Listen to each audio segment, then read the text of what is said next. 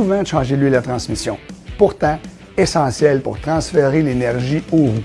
Une vidange entre 50 000 et 100 000 km peut éviter des pannes coûteuses. Total Energy propose Fluidicil ATF CVT, un fluide avancé compatible avec 95 % des véhicules au Canada. La transmission est la pièce la plus coûteuse à réparer après le moteur. Utilisez une huile de qualité et changez-la régulièrement.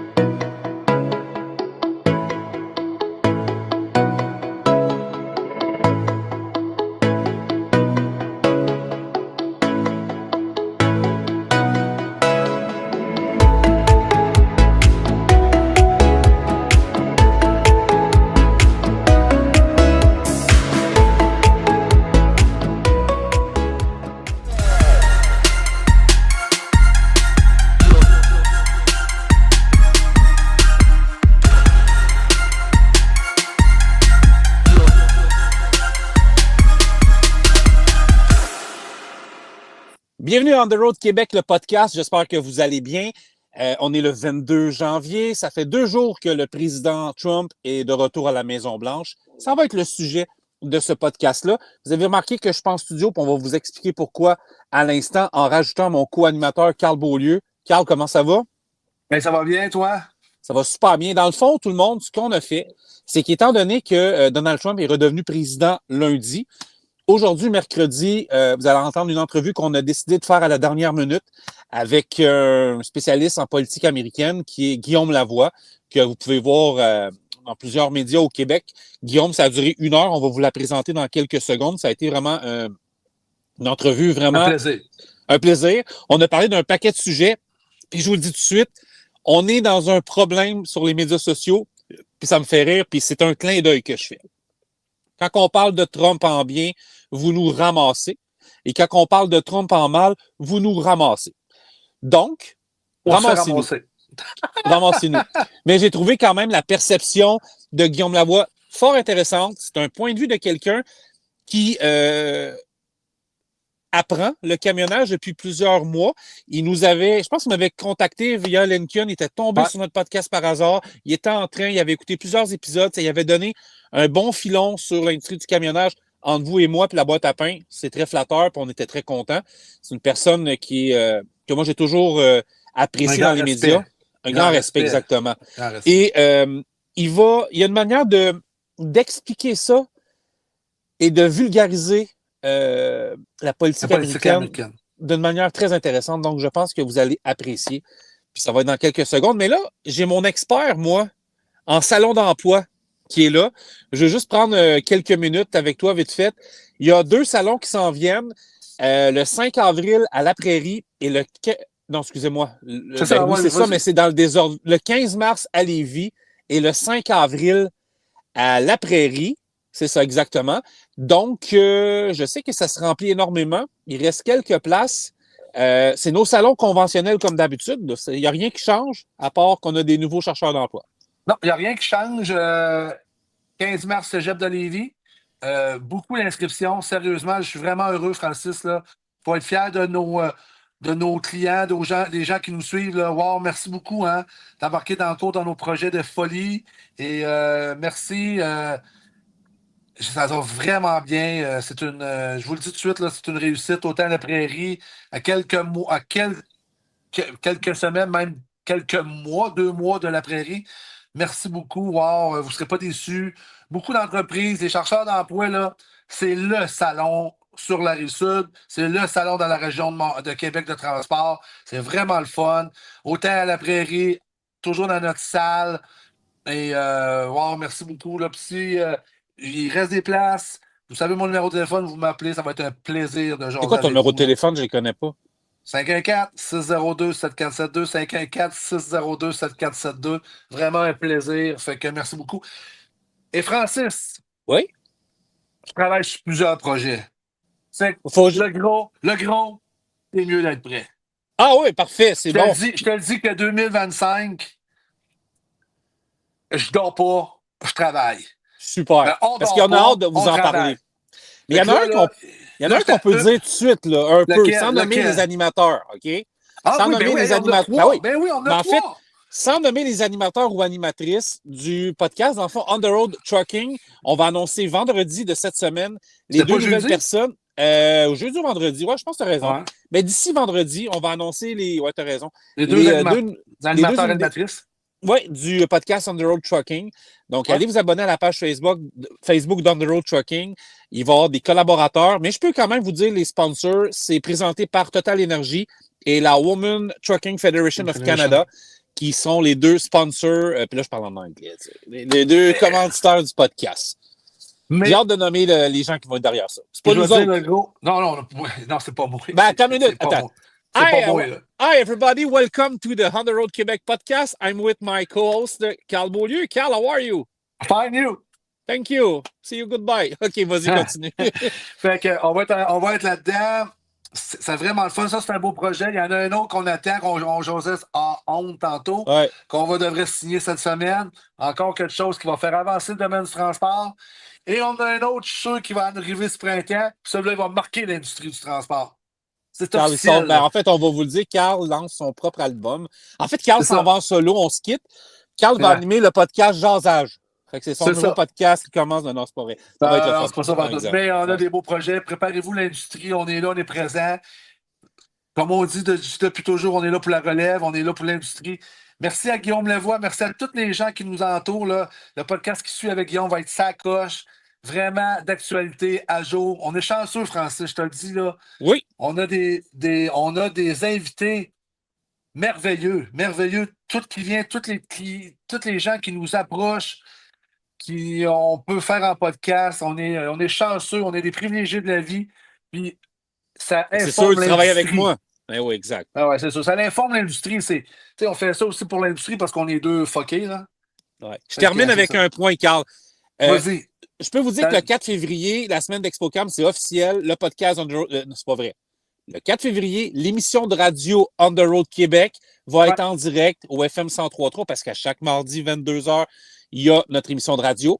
Quand on n'est pas en direct, c'est les meilleurs moments. Carl va être là, le 4. Tu vas être là, le gars, ouais. Mais, si tout va bien et mon retour se passe bien, le 28, donc la semaine prochaine, mardi, votre On the Road Québec à la radio va être en direct aussi.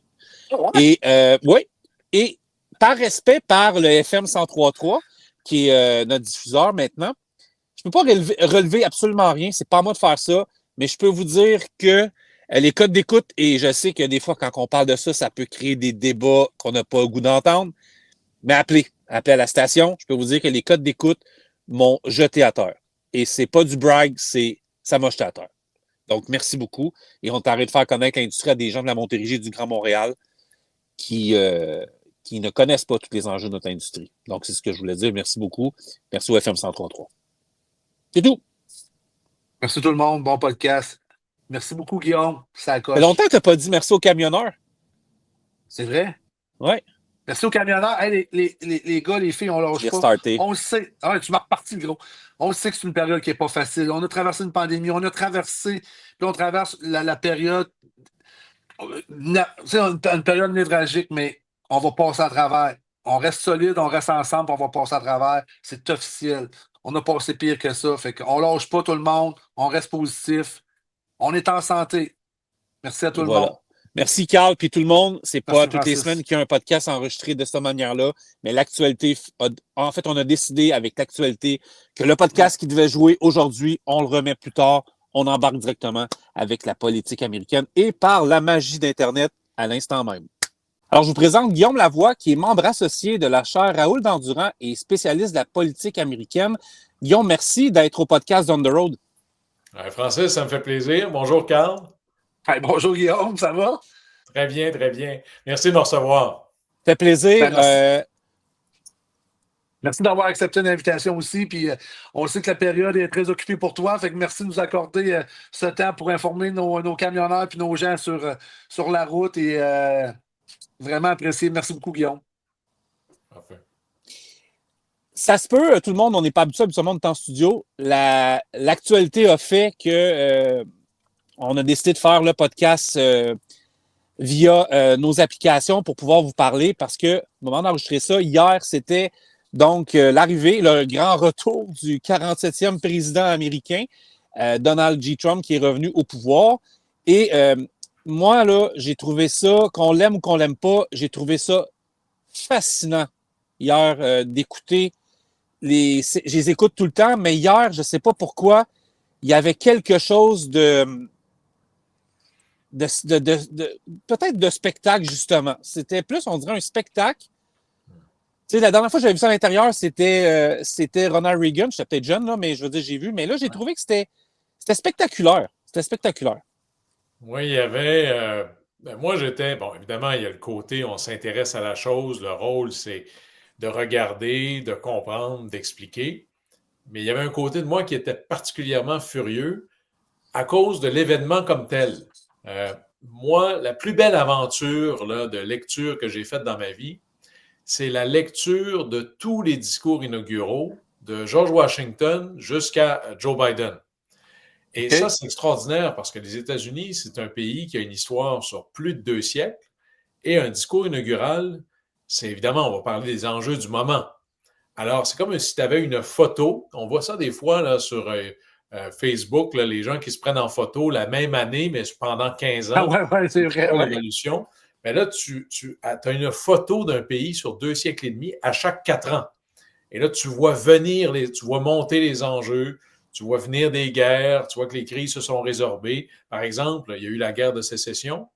Ça prend 50 ans avant qu'un discours dise « Maintenant, on ne se définit plus par les points cardinaux ». Donc, ça a pris 50 ans après la guerre de sécession pour arrêter que les gens se disent « Lui, c'est quelqu'un du Nord, lui, c'est quelqu'un du Sud ». Puis que ce soit ça le premier diviseur. Bien, c'est intéressant, on voit venir les guerres, les puissances étrangères. Ça fait longtemps qu'on ne parle plus des Soviétiques maintenant, là, alors que c'était clé pendant plusieurs présidents. Puis normalement, c'est des rendez-vous solennels. Bon, moi, j'aime ça. Je pense que d'écrire un beau discours, de le faire avec une certaine hauteur, c'est ça que ça prend pour le moment qui est en question. Et encore aujourd'hui, il y a des phrases qu'on va citer qui viennent de ces discours-là. Hein? Roosevelt en 1933, il faut arrêter. La seule chose dont on peut avoir peur, ou on doit avoir peur, c'est de la peur elle-même. Kennedy, qui dit, c'est son fameux « ask not », de ne vous demandez pas ce que votre pays peut faire pour vous, mais ce que vous pouvez faire pour votre pays. Ask not what your country can do for you. Ask what you can do for your country. C'est ça l'univers mental des discours inauguraux. Et le plus minable jusqu'à 2017, c'était Trump en 2017. C'était Trump en 2017. 2017. Jusqu'à 2021, Biden en 2021. C'était vraiment minable. Mais là, il a battu un record.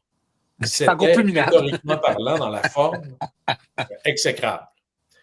Quand c'est rendu que tu fais des digressions dans un discours inaugural, tu arrêtes pour regarder les gens puis voir si on te trouve drôle. Le drill, baby drill, on peut parler de est-ce que la politique énergétique est la bonne ou pas, mais quand tu es rendu que tu as besoin de citer Sarah Palin dans un discours inaugural, ça fait fond de tonne un peu. Alors ça, je trouvais que c'était décevant, pas à cause des idées de Trump. Il y a une raison pourquoi il a gagné, on pourra en parler. Il y a des raisons légitimes pour vouloir critiquer, pas juste le régime Biden, mais bien des présidences avant, mais de ne pas avoir été à la hauteur de l'organisation. D'ailleurs, ce matin, j'étais un peu furieux. Là, vous voyez derrière moi, le livre ici, il change souvent. Là. J'ai mis Ronald Reagan. Allez voir dans les 3 meilleurs discours inauguraux. Il y a bien sûr le 2e de Lincoln, il y a Kennedy, mais le premier de Reagan, il est exceptionnel. Alors, on a un président républicain qui arrive avec un agenda de rupture où il change complètement l'orientation des politiques générales, mais il est capable de le dire avec hauteur, avec une certaine grandiosité, en étant capable de faire appel à des sentiments qui inspire et qui élève. Alors, je disais, être capable d'avoir un président républicain qui fait tout ça, là, avec des phrases complètes, ça se peut. Allez écouter ça. Alors, ça n'a rien à voir avec droite-gauche ou Trump, pas Trump. Il y a une occasion. Tu n'arrives pas en sandales pour chauffer un truck. Une occasion importante. Pour chauffer un truck. Ouais. Mais Guillaume, tu penses, là, hier, j'en regardais les gens qui l'entouraient et qui sont allés là, hier à la cérémonie. Là. Puis moi, quelque part, là, ça me fait presque peur, ça. T'en penses quoi, toi? Tu sais, j'en regardais les gens qui l'entouraient hier, là, qui invités. Là, Tu parles au niveau. Je pense au niveau, tu sais, au niveau ouais, je veux juste. de tous ces gens-là, là, des milliardaires, c'est quoi ce que ça représente pour nous autres? Parce que je sais que les gens au Québec ont peur, ils voient ça arriver, puis je parlais tantôt avec des gens, puis je sens qu'au Québec, il y a présentement, les gens sont hyper inquiets de tout ça. T'en penses quoi, toi, de ça, de voir la nomination d'hier, puis de voir les gens qui l'entouraient hier? D'abord, dans l'attitude, reconnaissons une chose, là, la victoire de Trump, surtout celle-là, c'est le retour politique le plus impressionnant de l'histoire de la République. Alors, c'est presque normal. Ils arrivent là avec un certain triomphalisme. Là. Ouais. Ils ont gagné le fameux 6 janvier 2021, quand les hooligans avaient défoncé les murs, où ironiquement ils prêtaient serment. Les sénateurs républicains, les uns après les autres, se distanciaient de Trump. C'était terminé, là. L'idée qu'on puisse partir de ça à « je domine mon parti complètement et je redeviens président », c'est quand même, au plan politique, très impressionnant. Maintenant, il y a deux choses. Des gens très, très riches, proches de la Maison-Blanche, ça, c'est pas nouveau, là. George Washington était l'homme le plus riche du pays. Kennedy était le fils d'un autre homme le plus riche du pays. Alors, les Bush, puis c'est ça. Il y avait plein de banquiers de Wall Street là-dedans. Là. Ouais. Ce qui est peut-être nouveau, c'est qu'il y avait peut-être ce respect avant. Moi, je suis un institutionnaliste. C'est important d'essayer d'éviter les mélanges des genres, d'éviter le conflit d'intérêts. Alors, oui, tu es très riche, oui, tu diriges telle entreprise, mais tu ne pourras pas être assis autour de la table et continuer à posséder ton entreprise. Là, on a l'impression que c'est vraiment, là, de manière éhontée, une espèce de copinage entre l'ultra-riche et l'ultra-puissant politiquement. Puis là, il y a peut-être une certaine inquiétude. C'est pas nouveau. Peut-être que c'est plus visible. Mais dans son discours d'adieu, Joe Biden parlait d'une oligarchie, un peu comme on voyait en Russie, qu'on voit encore en Russie, peut-être un peu moins, parce que là, ils sont un peu dans le trouble. Mais est-ce qu'on peut vraiment parler d'une oligarchie? Moi, je vois plus des gens qui sont opportunistes et qui se collent à quelqu'un qui a quand même eu 77 millions d'électeurs qui ont voté pour lui. Les discours d'adieu sont très importants. D'ailleurs, là, ça, c'est une autre chose qu'on peut lire, là, les discours d'adieu. La tradition vient de Washington, d'ailleurs. C'était évidemment à l'écrit. Là. Washington ne faisait pas ça sur YouTube. Il n'était pas bon avec les médias sociaux. Mais c'est vraiment là où quelqu'un écrit ce qu'il pense, débarrassé de la naïveté d'avant d'être au pouvoir, tempéré par le réalisme de c'est quoi exercer le pouvoir. Et là, Joe Biden, quand il a écrit ça, il n'a pas fait ça pour faire plaisir à un ou déplaisir à l'autre, il s'en va. Alors, ils sont très importants, très judicieux. Quand Eisenhower qui a été le général parmi les généraux, président pendant 8 ans, qui dit « je m'en vais, là, puis il y a une chose où vous devez faire attention », c'est qu'il y a une influence indue qui est en train de s'installer entre le lobby qui veut aller en guerre puis ceux qui ont la job de fabriquer les armes. Et voyez-vous, on en parle encore aujourd'hui, il a écrit ça en 61, puis ça reste. Alors ici, Joe Biden ne dit pas qu'il y a un nouveau phénomène, mais le fait que ce soit là-dedans, qu'il y a une espèce de concentration très forte du pouvoir et donc du politique, ça va animer, ça va donner de l'eau au moulin à tous ceux qui luttent pour essayer que ça arrive de moins en moins. Puis les États-Unis, là-dessus, moi, ma citation préférée dans la vie vient d'un président américain, c'est Harry Truman, qui dit, je traduis, la seule chose qu'il y a de nouveau dans la vie, là, c'est l'histoire qu'on ne connaît pas, ou qu'on n'a pas encore appris. Et c'est arrivé, ça. Alors, avant que ce soit les milliardaires du de la technologie, c'était les millionnaires ou les multimillionnaires ou milliardaires de l'acier et du pétrole. Ouais. Mais à un moment donné, il a fallu qu'un président dise, là, ça fera. On va vous obliger à être d'autre chose qu'un monopole qui abuse de son pouvoir. C'était Theodore Roosevelt. Puis il a fini par les casser. Alors, on est peut-être rendu dans une époque où il y a un certain miroir, là. Mais oui, c'est une inquiétude grandissante. Les 40 dernières années ont amené une augmentation, même si, ça c'est un débat intéressant, est-ce qu'on est mieux qu'il y a, mettons, 60 ans? On pourrait dire oui. La mortalité infantile a vastement diminué. L'espérance de vie a généralement augmenté, quoique ça commence à baisser aux États-Unis. Il y a moins de gens pauvres sur la planète.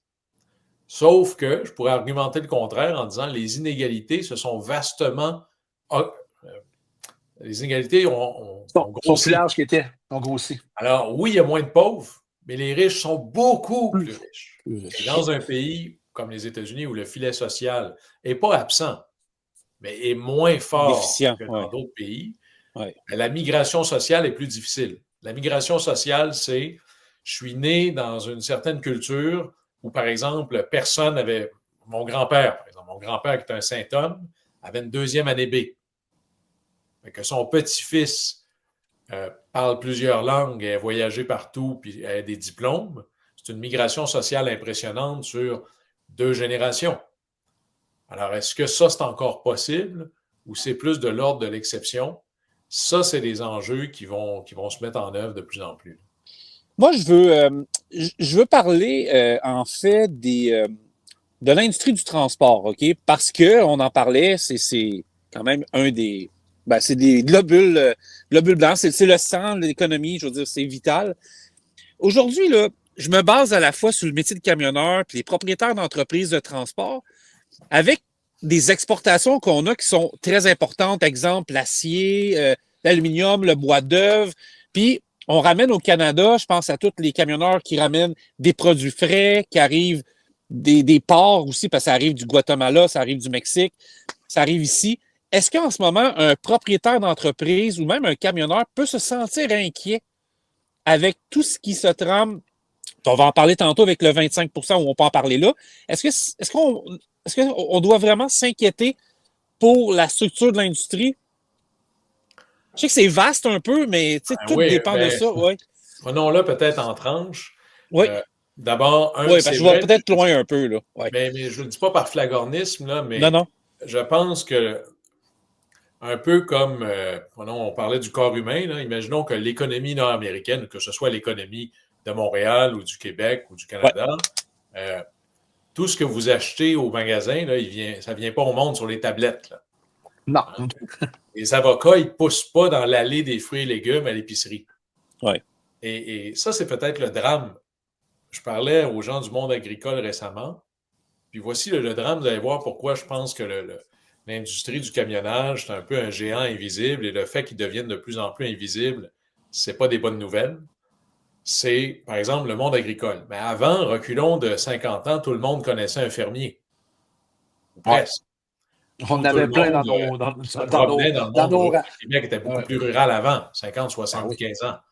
Aujourd'hui, tu es de moins en moins proche de gens dont c'est le métier et tu peux faire ta vie sans vraiment être en contact avec le monde agricole.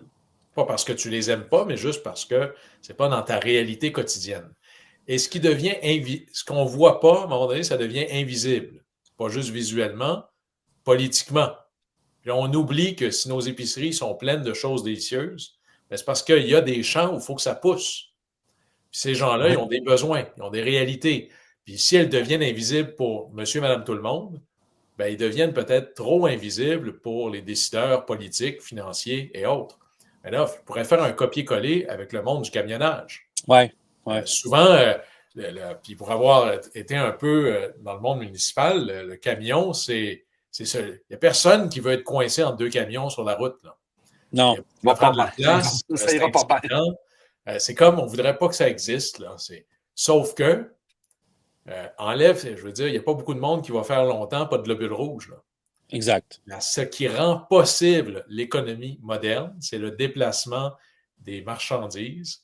Et ça, ben, ça se passe, oui, par bateau, beaucoup, oui, par train, mais essentiellement beaucoup par camion, grand et petit. Oui. Alors, c'est comme si on était adossé à quelque chose d'essentiel, mais soit invisible ou visible pour les mauvaises raisons. Ouais. Et c'est là où j'aime votre podcast parce que ça permet de comprendre ce qui est derrière. C'est du vrai monde.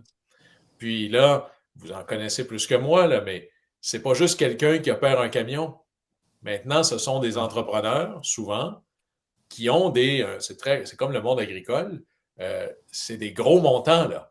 C'est un investissement en capital qui est gigantesque, là. Ouais. À l'échelle des PME, ça tombe rapidement plus que moi qui est un petit consultant, là. Vous avez pas mal plus d'actifs que moi, là. Je pense qu'on ne connaît pas assez cette réalité-là. Ouais. Il y a beaucoup d'argent dans le transport. C'est une grosse industrie. Mais là, les gens aujourd'hui là, sont inquiets. Ils sont inquiets de voir ce qui va se passer pour l'industrie. C'est ça un peu. Ce que je déplore un peu présentement de Trump, c'est qu'il nous met un peu dans l'inquiétude. Puis il met l'industrie du transport en inquiétude à des gens qui ont investi énormément, puis ont investi leur vie dans ce monde qui. Ouais.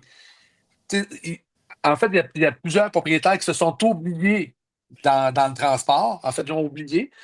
Ils se sont oubliés. Puis à un moment donné, aujourd'hui, tu vois un géant qui est Trump, qui veut tout tasser, tout démolir. Ça, j'ai de la misère avec ça. Puis il contrôle sur nous autres. Fait que, c'est pour ça que ça amène présentement une anxiété autant au niveau des propriétaires que des chauffeurs qui est incroyable. Là. Surtout avec je pourrais renchérir, surtout avec un taux, présentement, un taux de change qui est pas très favorable. Puis j'ai fait l'expérience cette semaine, depuis plusieurs mois, je fais rarement mes achats aux États-Unis parce que ça vaut pas la peine. Mais j'avais pas le choix, donc j'étais dans une épicerie du Montana et j'ai acheté, pour pas la nommer, chez Walmart pour environ 80$ pour, disons, 2 semaines de nourriture. Quand j'ai été voir dans mon compte, ça marquait 140$. Donc, tu sais, en même temps, si on parlait du prix de camion, ben, un camion qui arrive de Denton au Texas, exemple un Peterbilt, qui vaut peut-être 200$, ben ici, c'est un peu plus cher. C'est des petits trucs comme ça qui sont lourds à accepter un peu pour l'industrie en ce moment. Ouais. Oui, bien là, je comprends, c'est comme l'angoisse sur les stéroïdes, là, pas seulement parce que quelqu'un serait prompt à être j'aime l'analogie, oui. Mais beaucoup des facteurs qui affectent la vie du camionnage. Prenons d'abord le camion lui-même, le carburant, la capacité de traverser la frontière rapidement, le prix des matières sur le flatbed en arrière ou dans le camion. Tout ça, là, c'est des facteurs où le camionneur ou le camionnage en général a à peu près pas de prise. Alors, c'est comme si les facteurs qui influencent le plus la réalité de ce monde-là, tu ne pourrais pas, même si tu travaillais très, très fort, contrôler ça. Alors, dans ce temps-là, ben, le seul choix, c'est d'essayer de mieux comprendre ce qui se passe, de mieux anticiper ce qui pourrait se passer pour le naviguer ou le piloter le mieux possible. Mais il faut se réconcilier avec le fait que c'est un peu comme la météo. La météo, c'est fédéral, mais elle ne contrôle pas. Tu peux juste essayer de lire le mieux possible les prévisions météo pour prendre les meilleures routes en conséquence ou les meilleurs horaires, mais il n'y en aura pas de contrôle là-dessus. Avant que j'embarque dans les tarifs, OK, dans l'histoire des États-Unis, dans l'histoire des présidences, est-ce que, puis à part l'ALENA en 2017, mais est-ce qu'auparavant, dans des gouvernements, soit démocrates ou républicains, il y a eu ce genre de pression-là des États-Unis vers nous, le Canada, pour peut-être, je dis soutirer, pas vraiment soutirer de l'argent, là, mais pour imposer des taxes comme ça, là, je pense pas du 25%, c'est sûr, mais est-ce que l'histoire a fait qu'on a déjà vécu des trucs comme ça? Oui et non. Alors, dans la longue histoire, il y a toujours eu une volonté. C'est très drôle parce que ceux qui poussent ne sont pas toujours les mêmes. Exact. Par exemple, historiquement, c'était les libéraux qui voulaient un accord de libre-échange. Puis là, je suis dans les années 1800, là, fin 1800, puis début 1900. C'est les libéraux qui voulaient un accord de libre-échange, puis les conservateurs qui n'en voulaient pas. Ah, OK. On arrive aux années 1980, les années Mulroney. Oui, exact. C'est lui qui pousse pour un accord de libre-échange. Et là, c'est les libéraux qui déchirent leur chemise en disant on ne veut pas de ça, on va se perdre là-dedans. Ouais. C'est une chose. on oublie aussi que le premier accord de libre-échange qu'on a eu, c'était un accord de libre-échange sectoriel, c'était le pacte de l'auto. Qu'est-ce que c'est le pacte de l'auto? C'est un accord de libre-échange, mais juste là-dessus. Puis sinon, ben là, ça a toujours été les pressions sur les fameux secteurs, particulièrement dans le monde agricole, où là, c'était par truc. Là. Soit c'est ce qui est sous gestion de l'offre, donc les œufs, le poulet, le lait, certainement. Ouais, le lait. Sinon, ben, c'est les pressions, puis ça, on vit toujours là-dedans, qui était le bois d'œuvre, par exemple. Exact, ouais. Alors, je pense, par exemple, au bois d'œuvre qui vient du nord, vous voyez, Sainte-Terre, l'Abitibi, dans ce coin-là, sinon le lac Saint-Jean. Ben là, 2 par 4 là, puis là, c'est des pressions incroyablement politiques. C'était à l'époque un sénateur démocrate du Montana qui poussait pour avoir des tarifs. Puis là, ben, c'est toujours, il faut vous le résumer comme ça, qui on veut favoriser. Puis depuis, disons, il y a l'ère, appelons ça l'ère Reagan-Clinton, donc des fins des années 70 jusqu'à tout récemment. L'idée était, le focus premier, c'est le consommateur. Donc, le consommateur, lui, est-ce qu'il peut avoir accès à des biens qui coûtent le moins cher possible? Fait qu'on ne les fera plus au coin de la rue, on va les fabriquer en Chine ou dans le sud des États-Unis ou au Mexique. Puis, celui qui gagne à la fin, ben, tu auras un bien qui est moins cher. Ça a amené, puis vous promenez dans ces coins-là. Je pense, par exemple, à l'Ohio, où des aciéries ont fermé. C'est épouvantable. Tu as l'impression de te promener dans des villes fantômes. Là. C'est vrai que l'acier est moins cher.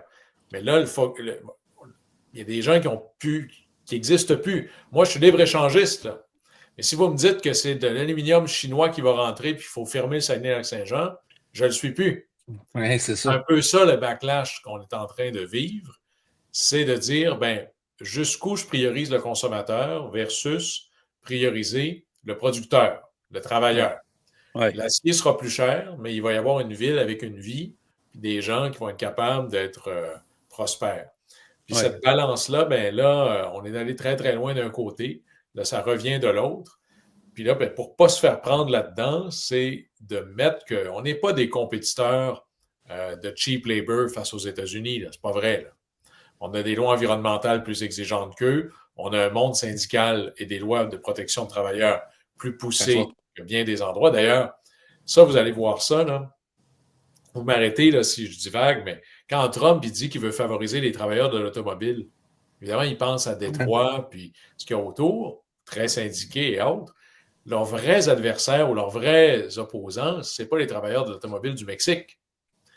C'est l'Alabama, c'est la Géorgie, c'est les États du Sud où là, la politique de développement économique, c'est je veux attirer des fabricants automobiles en leur donnant un terrain gratuit, en les arrosant de subventions, en leur disant pas de taxes pendant 20 ans, et des lois antisyndicales très, très, très, très fortes. Ouais, l'Alabama, c'est un bon point. J'ai remarqué un exode là-bas. Là, ouais.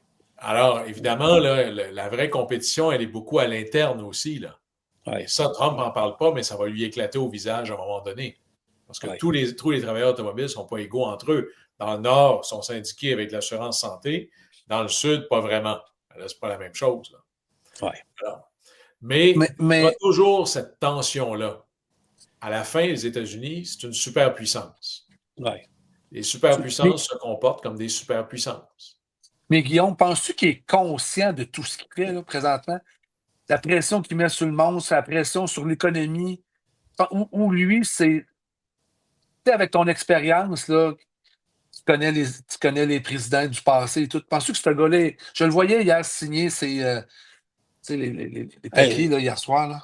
Comment dit en bon québécois, Carl, c'est un show de boucan. Ouais. C'est quoi qui est en train de c'est quoi qui est en train de faire vivre à toute la population, presque peut-être pas mondiale, j'exagère, là. Ouais. Mais toute la pression au niveau du Canada, là, il reprend le canal, il va reprendre le canal du Panama, il est rentré avec le Golfe, et autres le Golfe du Mexique au Golfe américain.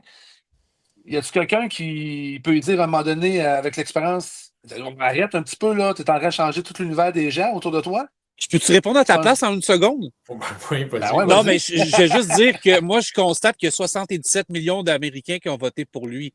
Donc, dans un sens, puis je le défends pas, mais comme plein pouvoir. Effectivement, il y a plein pouvoir, mais à un moment donné, je ne sais pas. Mais on va voir, Guillaume, si on te rassure ou pas. Là. C'est vrai Guillaume, que avec ton des fois, c'est expérience. inquiétant. Puis là, je ne veux pas ambitionner, mais je vais vous donner une raison pourquoi il faut être encore plus inquiet. Ah Avec ben là, toutes mais les nous, pas trop ses nerfs, déclarations Guillaume. bizarres qu'il fait, les tweets à 2 heures du matin, les Pas pas de de fête. danse, tout ça, là, c'est à jeun. Trump, il ne boit pas. Fait qu'il n'y a Ben, même pas il boit du Coke d'excuse Diet. qu'on Il boit du pourrait Coke dire Diet, Guillaume. parce qu'il avait trop bu, là. Tout ça, c'est à jeun, là. Ouais. Mais au-delà de ça, Trump, c'est l'homme engagé. Trump n'est pas quelqu'un qui est... Alors, il y a des talents indéniables, mais c'est pas quelqu'un qui est un idéologue. C'est pas quelqu'un qui a réfléchi aux politiques publiques. Ça ne l'intéresse pas. Mais il y a des gens autour de lui qui ont fait ça beaucoup. Et il y a peut-être 3 grands piliers là, qui finissent par reprendre à peu près tout ce que ces gens-là veulent. Le premier, c'est protectionnisme économique. Mauvaise Oui, nouvelle. ça, effectivement. Des subventions pour les miens, des tarifs pour les autres. Effectivement, c'est vrai de ça. Le deuxième, c'est une politique étrangère, moi d'abord. Puis voilà comment, je vais vous le résumer à la populiste. Vous allez voir comment ça peut être un argument qui marche. C'est J.D. Vance, le nouveau vice-président, qui disait ça comme ça. Ouais.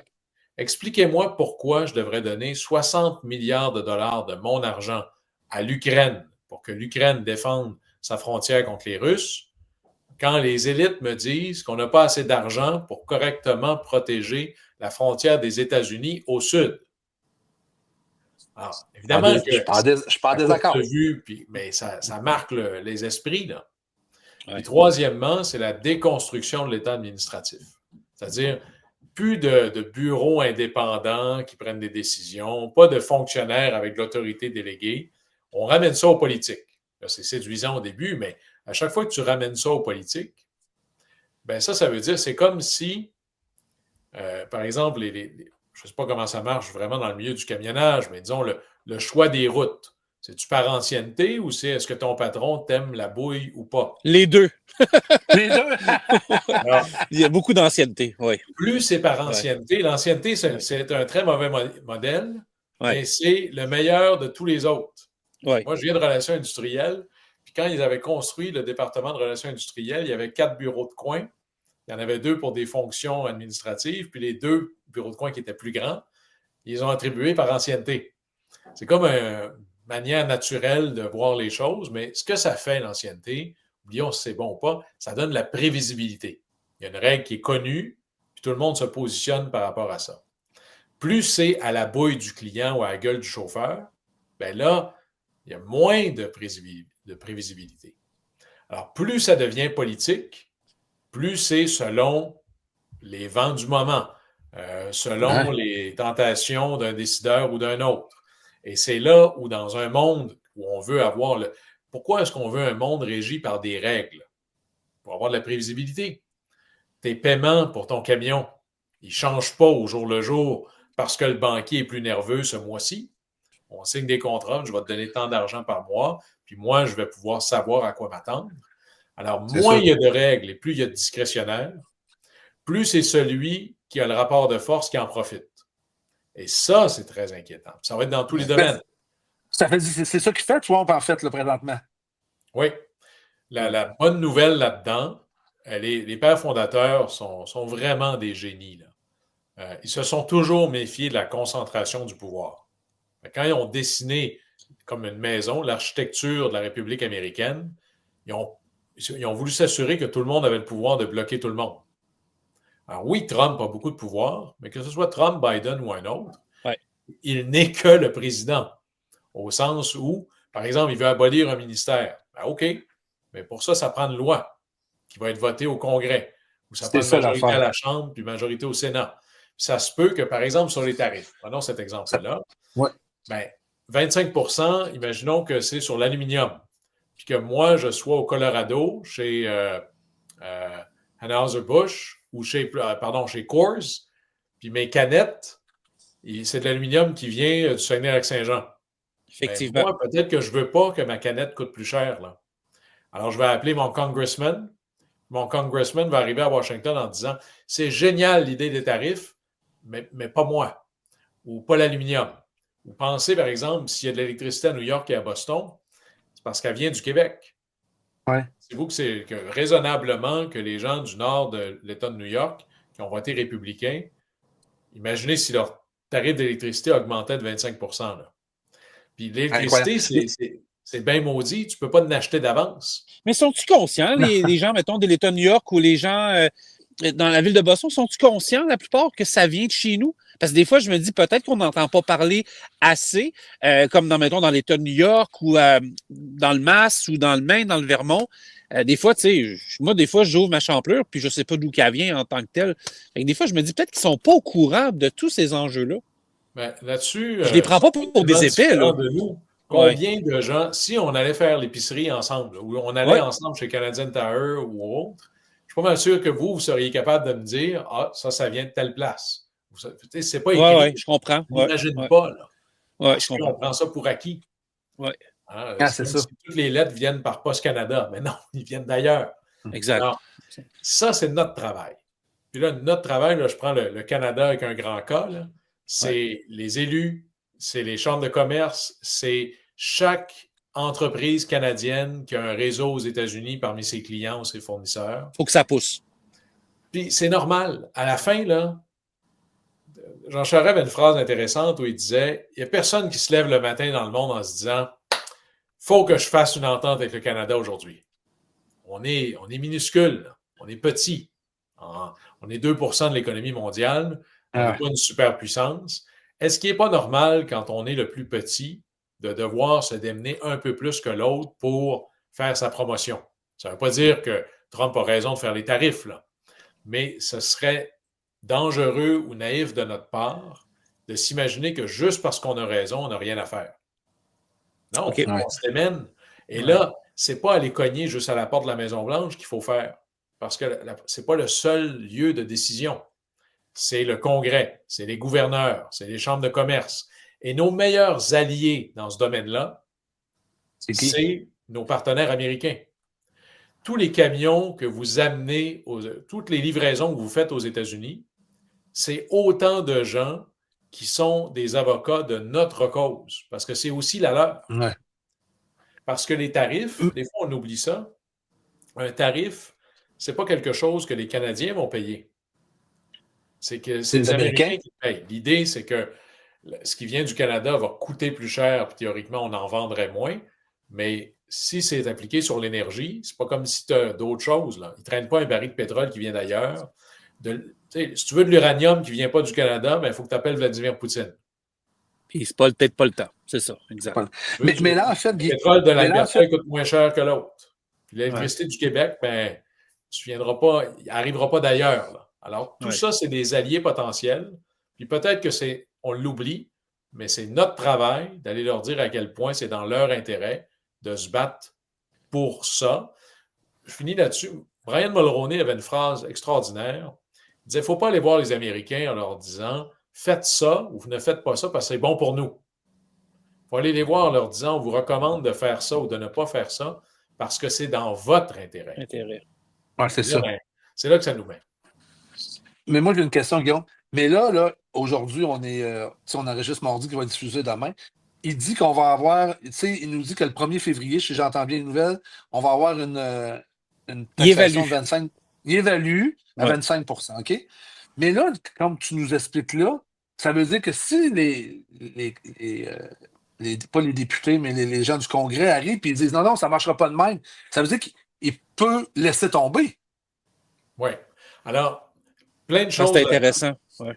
Plein de choses là-dedans, mais c'est très bon. D'abord, normalement, si c'était une loi, mais là, pour qu'une loi aux États-Unis existe, là, que ce soit le budget, par exemple, il faut que et la Maison-Blanche, donc le président, et une majorité du Sénat, et une majorité de la Chambre disent oui.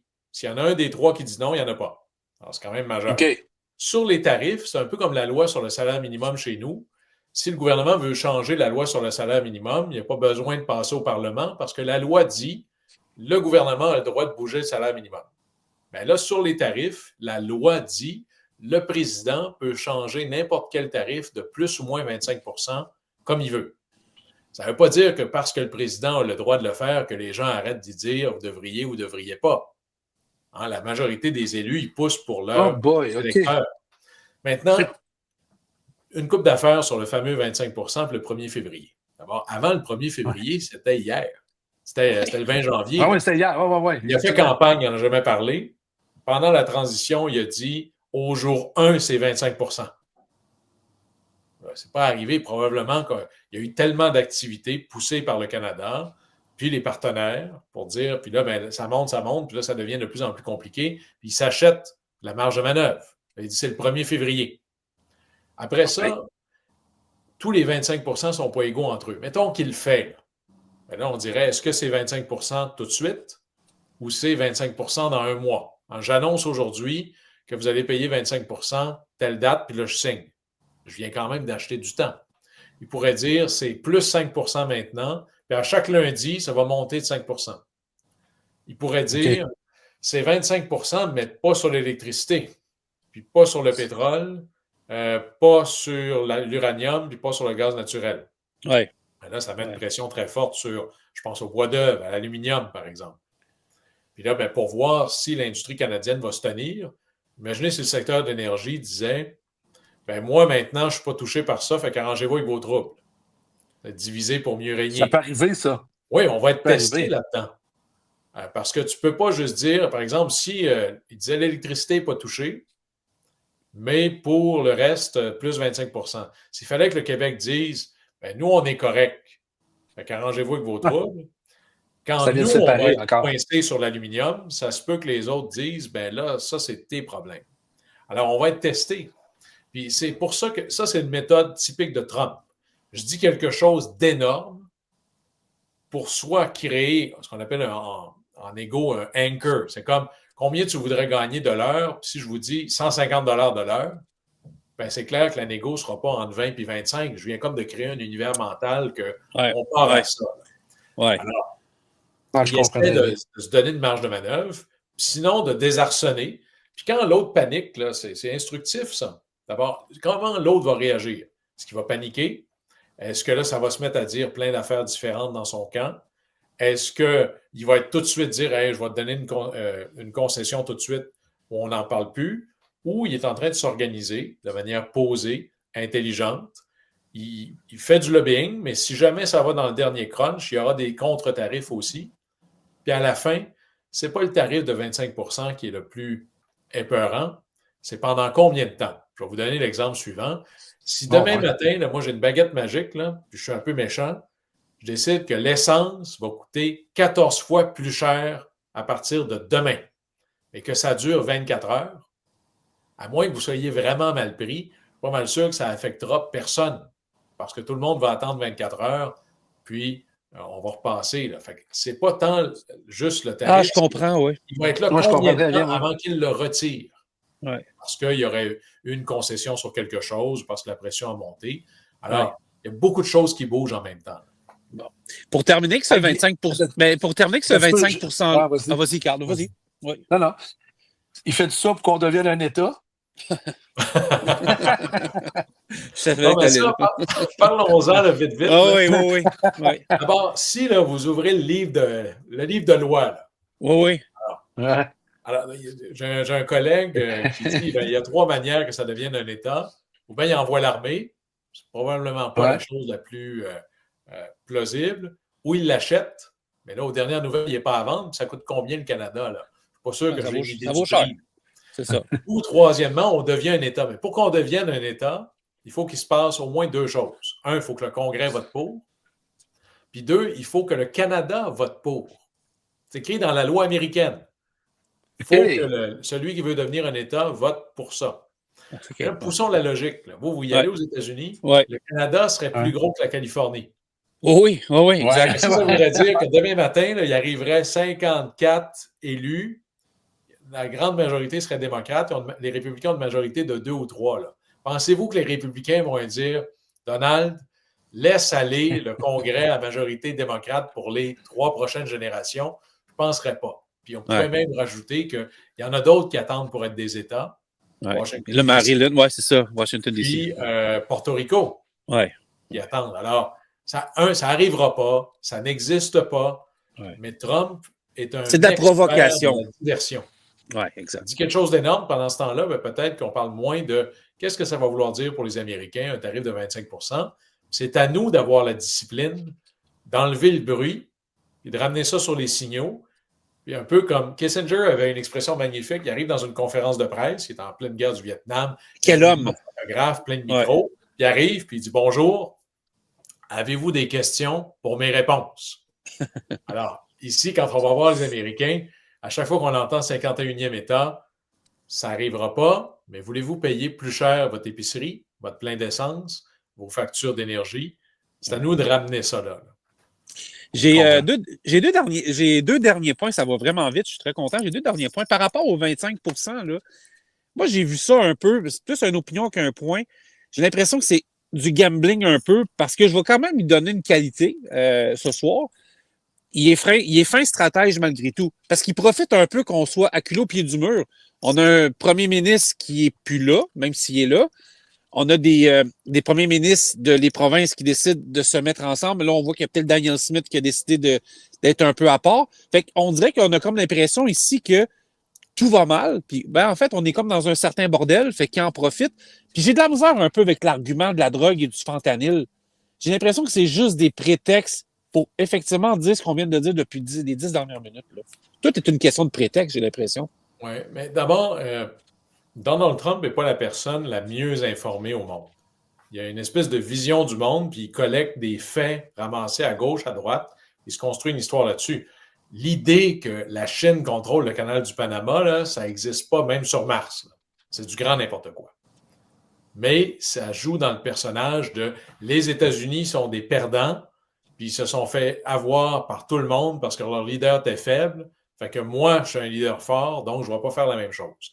L'idée que les États-Unis subventionnent le Canada selon la semaine entre 100 et 200 milliards, là, il faudrait y donner un dictionnaire. Là. Une subvention, c'est de l'argent gratuit. C'est quand je m'en vais à l'épicerie puis je pars avec mon sac d'épicerie, je n'ai pas subventionné l'épicerie. Ils m'ont donné quelque chose en échange. Là. À mon salaire, ce n'est pas une subvention. Je l'ai travaillé pour. Alors, mais ça, c'est peut-être le bout intéressant. Hier soir, quand il divaguait, puis il s'est mis à dire sur le Mexique et le Canada, parce que c'est l'immigration illégale, parce que c'est le fentanyl. Je ne dis pas qu'il n'y a pas d'immigration illégale du Canada vers les États-Unis. Non, c'est ça. Non. Mais c'est une goutte dans l'océan du problème de la frontière du Sud. Alors là-dessus... Précisons du Sud, parce que ça va quand même bien de notre côté. Ça, c'est la bonne nouvelle du discours inaugural. Quand il a dit « je déclare une urgence nationale » au Sud. Ah oui. Puis là, il a dit « à la frontière Sud ». Puis là, nous, on a dit « ouf ». Ouais. On n'a jamais été aussi heureux. On ne parle pas du Canada dans un discours inaugural. Mais ça, c'est majeur. Là. Alors, de continuer à dire, écoutez, vous avez des doutes sur notre gestion de la frontière. Peut-être qu'il y a des coches mal taillées, sûrement. On va vous sortir ça. Puis à la fin, encore là, ce qui va l'emporter, plus la frontière avec le Canada s'épaissit, plus les Américains vont s'appauvrir. Alors, à la fin, c'est ça qui va remonter. Là. Quand on enlève le bruit, là, on pourrait être infiniment plus dur sur le contrôle de l'immigration illégale au Canada et de la drogue sans avoir besoin des tarifs.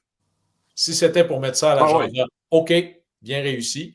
Il y a d'autres enjeux où on est mal positionné. Tu ne peux pas être membre d'un club et ne pas respecter les conditions de membership du club.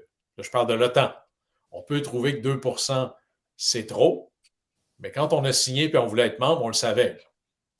Alors, il a raison quand il dit c'est nous qui subventionnons votre défense. Bien là, tant qu'on ne sera pas à 2 %, ça va être difficile de dire qu'on fait notre part. Oui, parce que c'était un point quelque chose où moi, j'avais vu les chiffres là, ce matin. Là. Dernière question, puis après ça, j'ai un mythe et réalité. TikTok. Moi, là, je suis un fan de TikTok dans le sens que je fais beaucoup de business avec On the Road Québec sur TikTok. J'ai vécu le ban d'une dizaine d'heures. J'étais dans le Montana quand ça s'est passé. En claquant des doigts, j'ai voulu en bon jargon swiper, comme on dit. Et mon écran, le message est apparu et j'avais le choix entre Learn More ou Close. Alors, j'ai closé. Là, je ne sais pas si c'est vers un décret qu'il a signé, mais là, il y a un 75 jours d'extension. Dans le grand livre des prédictions, j'ai bien l'impression qu'un des monsieur qui a beaucoup d'argent, qui tient un des châteaux forts de la technologie aux États-Unis, probablement que c'est un de ceux-là qui va ramasser ça. En fait, c'est ça l'enjeu. Ils ont 75 jours pour sauver quand même des emplois aussi. C'est fou. Là. S'il veut être protectionniste de son propre milieu, Mais il y a des gens qui font de la business aux États-Unis comme de l'eau. On a des Québécois qui sont expatriés aux États-Unis qui font de l'argent maintenant avec ça, là. Oui, moi, c'est pas un modèle d'affaires que je comprends bien. Ça me fascine, là. Ouais. Mais l'enjeu ici devient, d'abord, il y a un réel enjeu de à qui les donner puis qui les contrôle. Ça, c'est clair. Alors là, on pourrait trouver que les algorithmes sont fallacieux, qui sont dangereux, qui polarisent davantage, mais si c'est de propriété américaine, on s'imagine que ce n'est pas la Chine qui va les enligner. Alors, ça. La grande ironie là-dedans, ça, c'est le cas classique, c'est l'exemple que je donne toujours, une politique publique que tu ne peux pas appliquer, elle vaut rien. Si demain matin, pour régler le problème des camions qui vont trop vite, par exemple, sur la 20, ou les automobilistes qui vont trop vite sur la 20, je dis, je vais multiplier par 100 les amendes de vitesse sur la 20. Il y a des grosses chances que les gens s'en aillent sur la 40.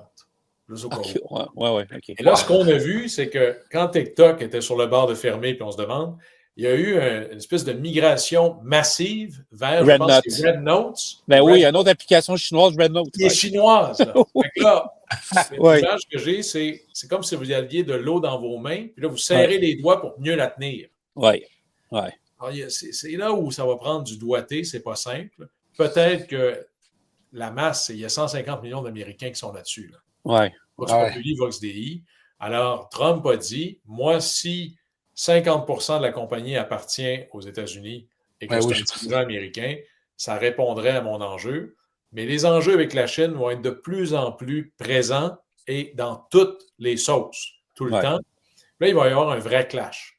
Si Trump, lui, personnellement, aime ça être entouré d'hommes forts, qui sont souvent des dictateurs, parce que Xi Jinping, là, il n'a pas de misère à gagner ses élections. Là. Mais non, je pense que tu as intérêt à voter pour lui.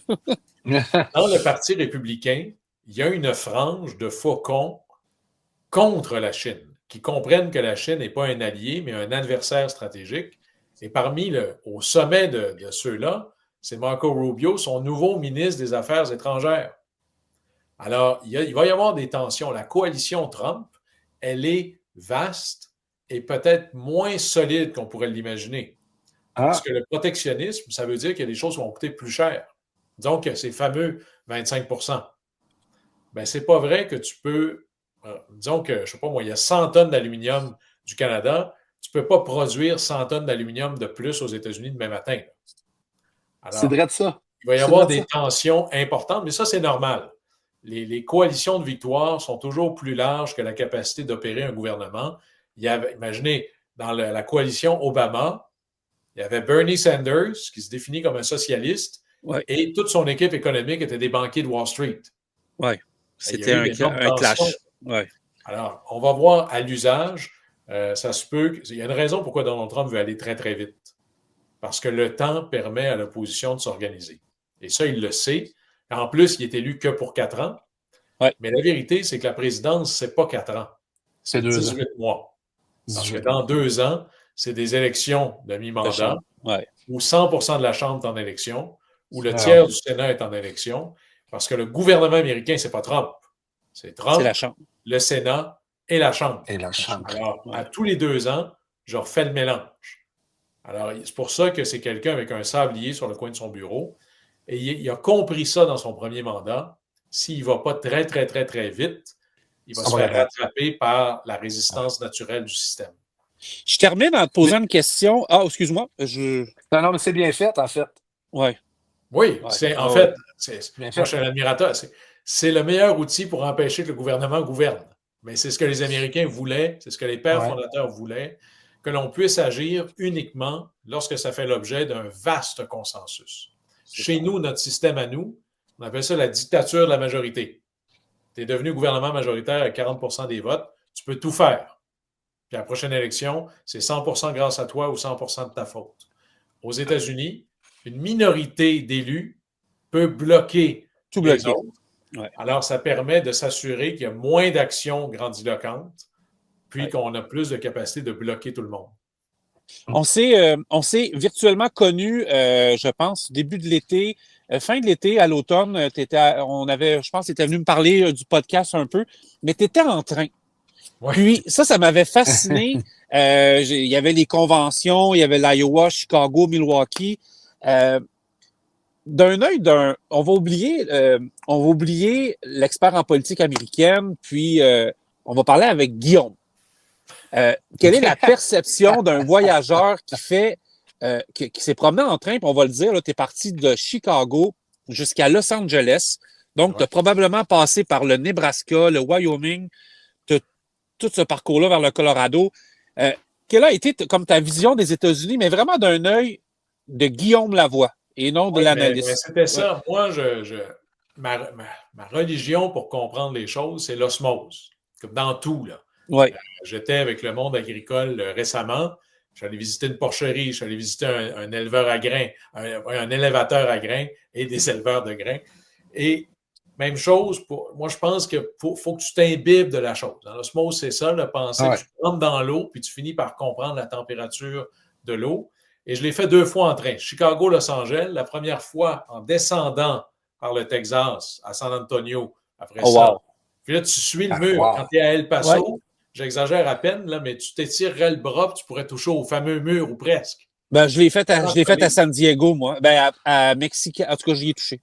Alors, quand tu le vois, là, c'est réel. Ouais. Puis après ça, je l'ai fait Chicago, Los Angeles, mais presque en ligne droite, qui doit être l'équivalent de la route 66, là, grosso modo. Et d'abord, les États-Unis, ce n'est pas un pays ordinaire, c'est un continent.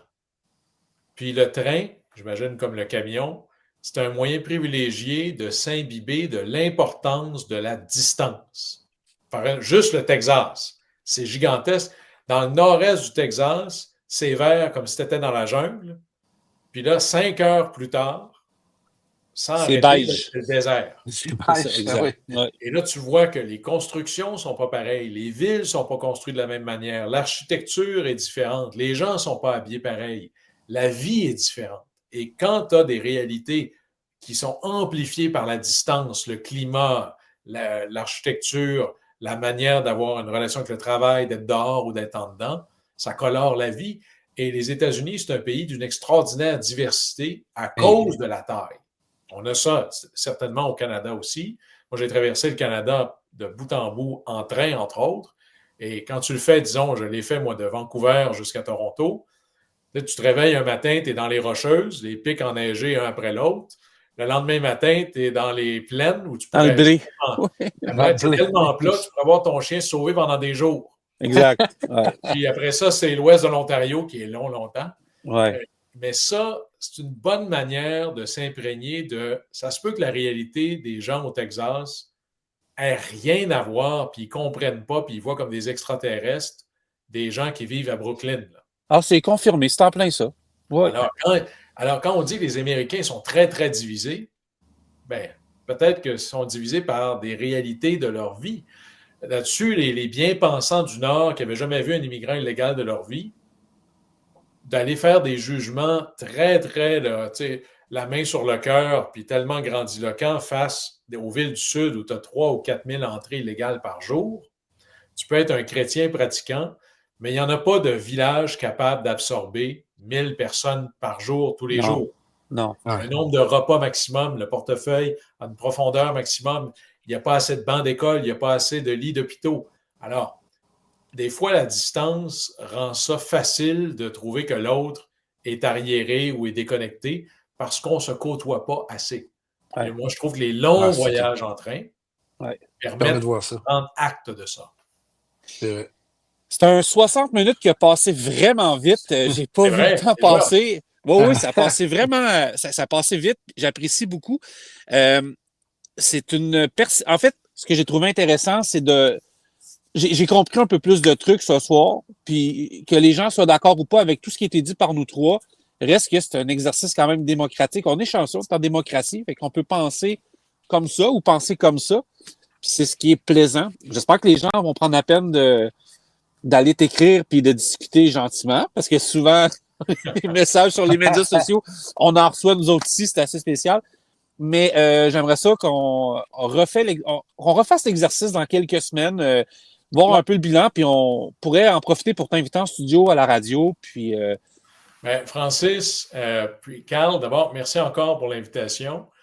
Ce serait avec grand plaisir. Puis sur l'idée de pro-Trump contre Trump, transparence totale, là, je ne l'ai pas la nationalité américaine. Exact. Donc, mon vote ne compte pas beaucoup mais qu'on soit d'accord ou pas avec Trump, l'erreur, ce serait d'oublier de se dire, s'il a gagné, quand Obama a gagné, là, il n'a pas gagné avec 80% des votes, il a gagné avec un peu plus, 52%. Ben, les 48 autres, ce pas tous des fous. Puis quand Obama a perdu, parce qu'on ne l'oublie pas, le nouveau président corrige toujours l'ancien. Les gens ont dit, je ne veux plus d'Obama, puis ils ont choisi d'aller vers Trump. Ce n'est pas tous des fous du jour au lendemain, là. Il y a des raisons légitimes de choisir Trump. Puis voici la grande loi de la politique qui nous aide peut-être à enlever de la température dans tout ça. La personne qui gagne une élection, c'est jamais la personne qui a la meilleure réponse. C'est la personne qui répond à la question qui intéresse les gens. Effectivement. Alors, peut-être qu'il n'y avait pas la bonne réponse, Trump. Les tarifs, c'est clairement pas la bonne réponse. Mais il y a une insécurité aux États-Unis qui est vécue par bien du monde, qui ont l'impression qu'ils sont la victime de l'ouverture des frontières, économiques ou réelles, et ils semblent là-dedans avoir quelqu'un qui s'intéresse à ce qu'ils vivent. Ouais. Et ça, c'est la victoire de Trump, c'est aussi l'échec des démocrates. Si les démocrates avaient répondu à ces enjeux-là, Trump n'aurait pas gagné. Alors, c'est ça. Ça permet à la fin, les gens ne se trompent jamais. Ils peuvent être trompés par des candidats, mais leurs angoisses sont légitimes. Puis tu ne gagnes jamais à dire tu as tort de penser ça. Tu n'as pas raison d'avoir des craintes. Il faut être très Clinton, là. I feel your pain. Tu as des angoisses, tu as des problèmes, tu as des enjeux. Moi, je vais réfléchir à la solution, mais ça, c'est ma base de départ, c'est ce que toi, tu vis. Ça va nous aider à comprendre pourquoi Trump, par exemple. Oui. Carl Beaulieu, est-ce que vous avez quelque chose à ajouter? Habituellement, on ne se parle pas comme ça, mais là, on n'est pas face à face. Fait que Carl, je pile sur le pied d'habitude. Non, moi, je vais remercier Guillaume. Merci, Guillaume, de l'heure que tu nous as donné, vraiment instructif, puis vraiment plaisant d'avoir ton expérience au niveau de la politique américaine, puis que nos camionneurs, puis notre monde du transport écoute, puis c'est toute une industrie qui dépend de. Toute une industrie qui dépend de ce qui va se passer dans les prochaines semaines. Fait que merci. Puis on s'en reparle après le 1er février. J'aimerais bien te parler après le 1er février pour voir où est-ce qu'on est rendu. Puis moi, ce que j'ai hâte qui arrête, puis qu'est-ce qu'on vit, c'est l'anxiété des gens. Puis si aujourd'hui, il y a un message à passer aux gens, parce qu'on en vit beaucoup, il y a beaucoup de gens qui nous écoutent, tout va se placer, tout va se calmer, ça va rentrer dans l'ordre, là. Comme dirait mon père, rendu à la rivière, on traversera la rivière. Fait que on va attendre un peu. On va ôter un peu d'anxiété sur la population présentement. C'est incroyable. Merci, Carl. Merci. Merci beaucoup. Ben oui, merci Guillaume. On s'en parle très bientôt. Au plaisir.